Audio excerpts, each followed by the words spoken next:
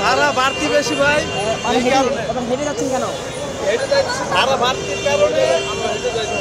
Double ভাড়ার থেকে আরো বেশি ভাড়া নিতেছি, এই কারণে আমরা হেঁটে যাচ্ছি। ভাড়া 100 200, এই নতুন বাজার 200 টাকা, বাসে গেলাম 200 টাকা চায়।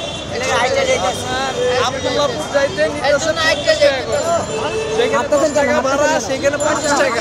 ডাবল ভাড়া নিচ্ছে, ডাবল ভাড়া নিচ্ছে। মানে কারা ডাবল ভাড়া নিচ্ছে? আজমেরি গোল্ড যত লোকাল বাস আছে সব ডাবল ভাড়া নিচ্ছে, সব ডাবল ভাড়া নিচ্ছে। এবং কি আমরা এই জন্য হাঁটা ধরছি, এবং হাঁটা ধরছি ডাবলের দ্বিগুণ ভাড়া।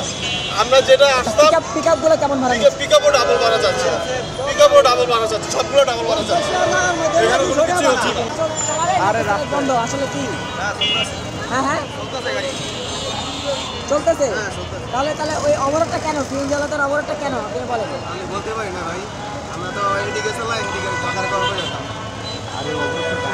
বন্ধ কি কারণে? হঠাৎ ইজতেমা তো সামনে বন্ধ হলো আপনার ওই যে সরকার একটা নতুন আইন বার করছে, মিটারের লাগে 50 টাকা জরিমানা প্লাস 6 মাসের জেল।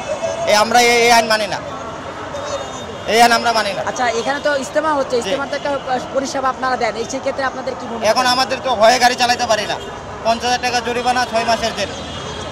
এই কারণে আমরা ভয়ে গাড়ি চালাই না।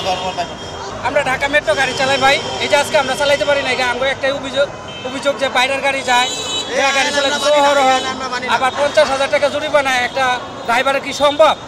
এটা কি সম্ভব? আচ্ছা, ইজতেমার কারণে কি আপনারা চালাবেন? আমরা তো ইজতেমার কারণে না, আমরা তো সেবা দেওয়ার জন্য সবসময় মনে করেন প্রস্তুত।